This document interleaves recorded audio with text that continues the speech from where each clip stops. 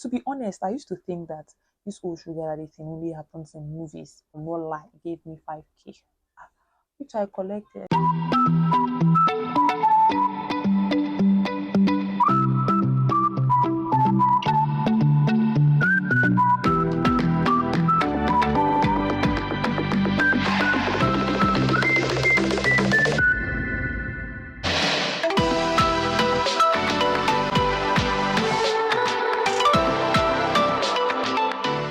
Hello there, welcome back to the channel. My name is Betty Odumesu, and I'm so happy to have you join me again in today's video. If you're new here, you're welcome. If you're not so new, you're also welcome. So, what are we talking about in today's video?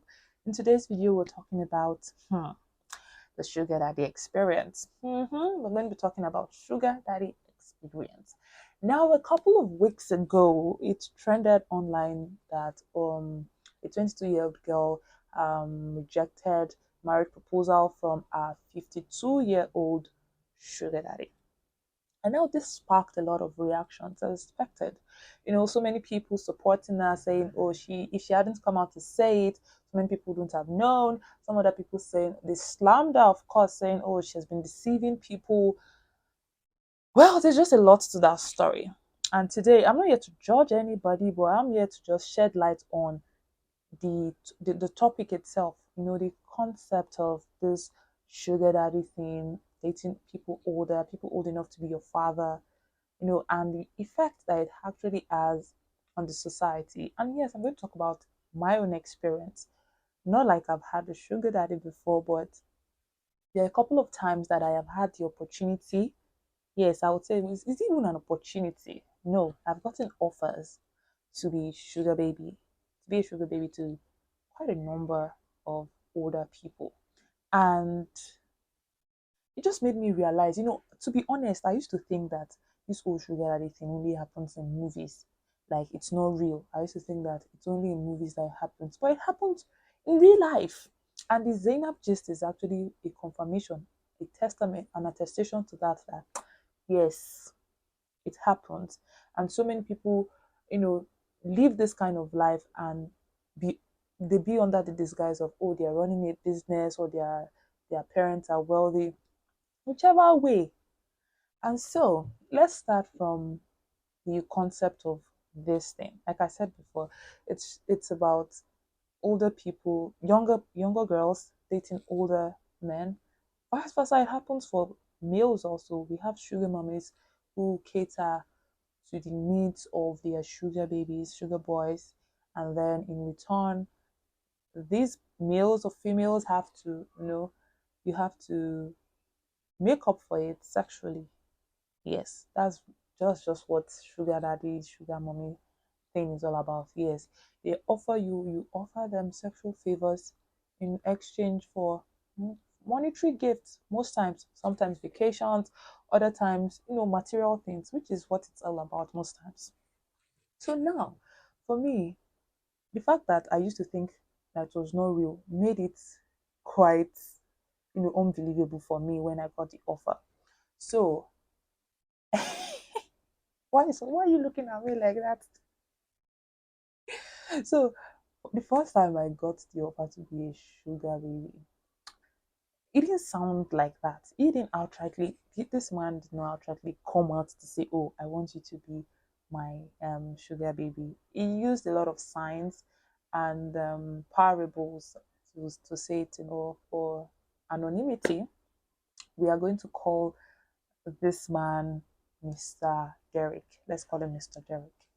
So Mr. Derek happened to be someone that I had met one day when I went out to work. I had gone on set that day.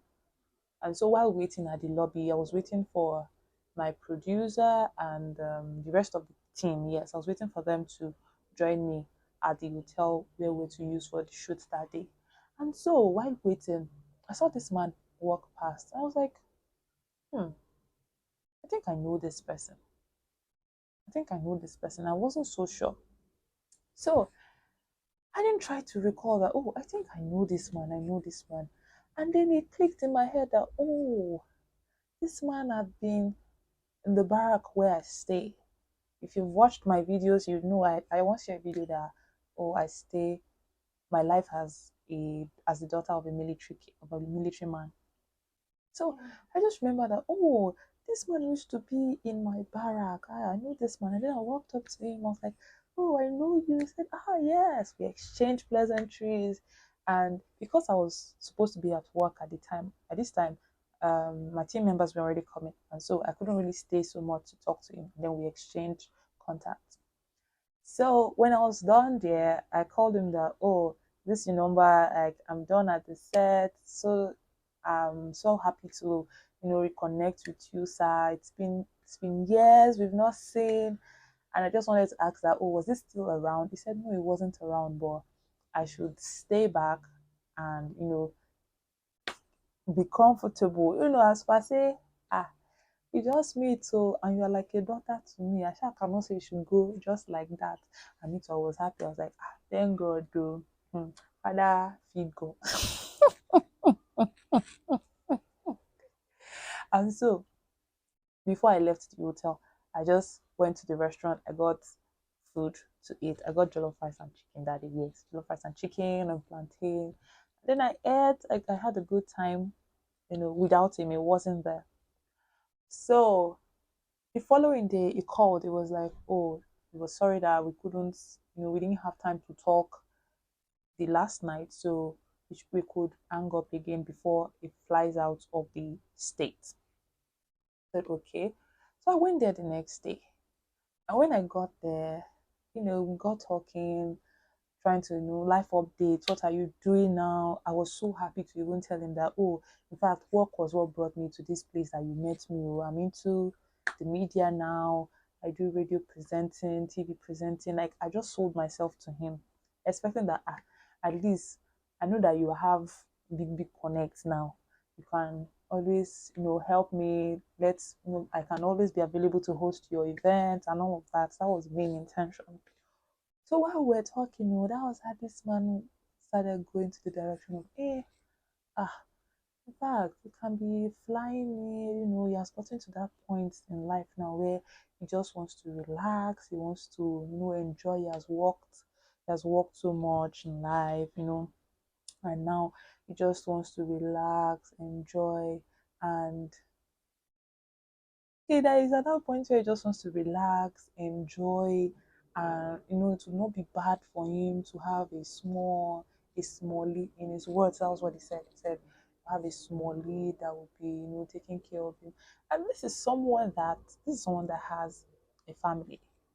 He has a wife, he has kids, and the moment he started going towards that direction, we talk, I didn't want to act like I understood what he was saying, but I was just saying, Then it was like, hey, I can always come one weekend, flight, and I'm like, oh, okay, okay.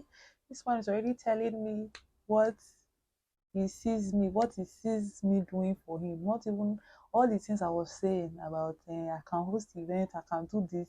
He didn't hear that one at all. He did not hear any of it. And I was like, wow. So after that day, I left. We still have we exchanged contacts already. And I was like, okay, we'll talk later and all. When I was leaving, I'm not lying, he gave me 5K, which I collected. I said, thank you very much, sir, because I know that that's the first and last time we are gonna see each other. Never again.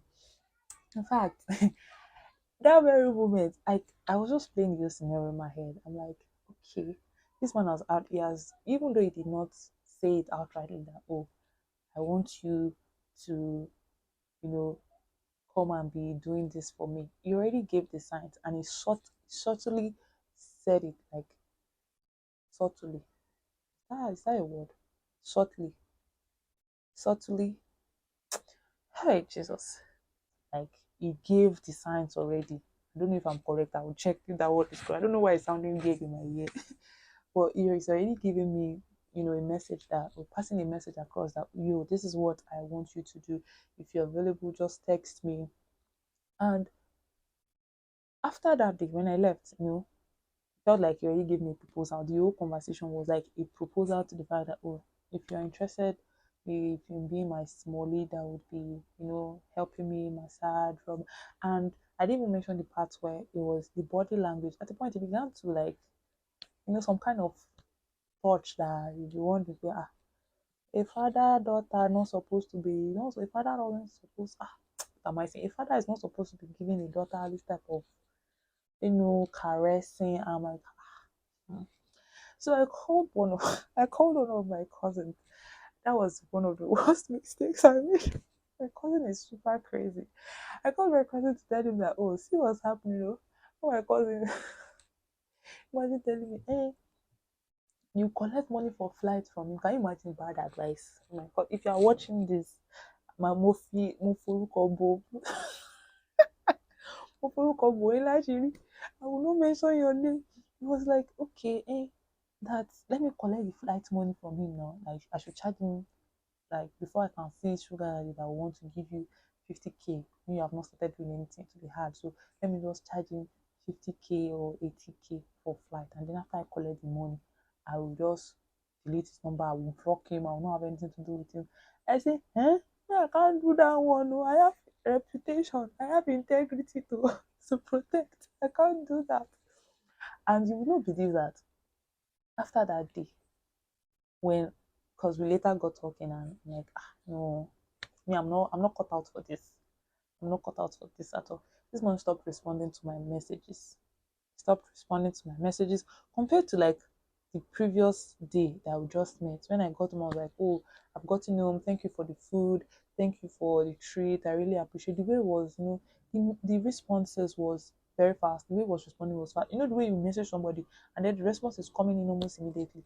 The moment I just made it known that, oh, I couldn't do the work of a smalley, this man stopped responding to me. You know, even send me again. And I'm like, hey God, is this really how this thing works? Okay, let's just imagine that I had said yes to this man. I've agreed to be Smalley.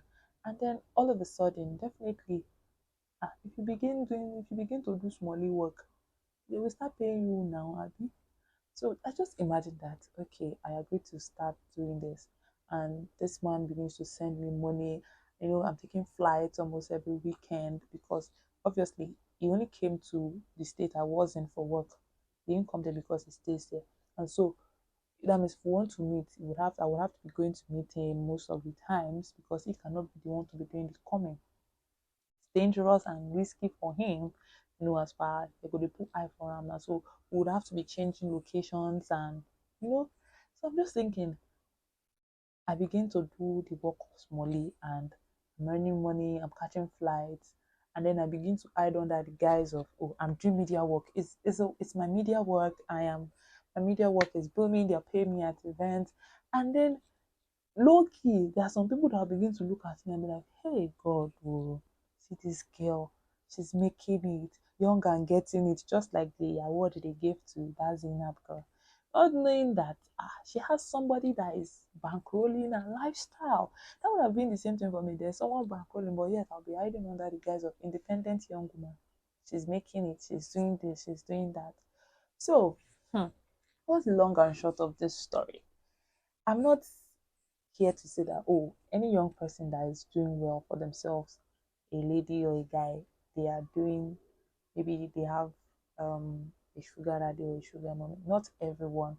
But then you need to be careful and wary of the people that you allow to pressure you, the things that you let to pressure you. Because if you dig deeper, sometimes it's beyond what you can see. For some people, it's their parents that is bankrolling their lifestyle. So some people, it's family that is helping them. Not necessarily that they are the one working for, but whichever way, you don't go about making anybody, don't go about looking at everybody that is making it and then taking the wrong lessons from their life. You can admire them and be like, oh, I want to work to be like this. But don't be like, hey, by fire by force, you must be like this person. And then you're beginning to have, you are beginning to feel pressurized unnecessarily. Like I said, you can admire, but don't you need to get pressured. Also, if you want to live, if you are desperate to live a kind of life, you must also be ready to pay the price.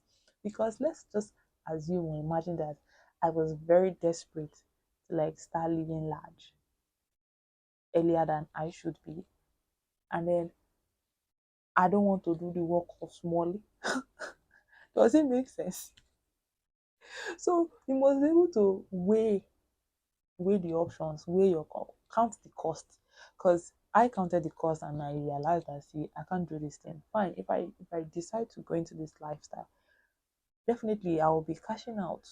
I'll be getting money, the trips and everything, the luxury and everything. But at what cost?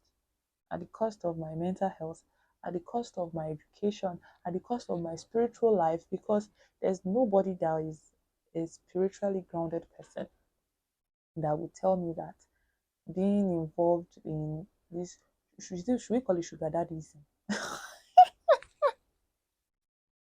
You cannot tell me that you're a spiritually grounded person, because that one in itself, you are not, that in itself is fornication for you and adultery for whoever you are doing it with. And that's like one of the greatest things, that's even the greatest reason why I wouldn't do it. I'm not even going to say, oh, I didn't do it because I'm scared of what people will say, or I'm scared of how people will perceive me. I didn't agree to that offer because I know that as a child of God, I shouldn't be doing such. That's the number one reason. Let me know if you enjoyed this vlog. See you in my next video. Bye.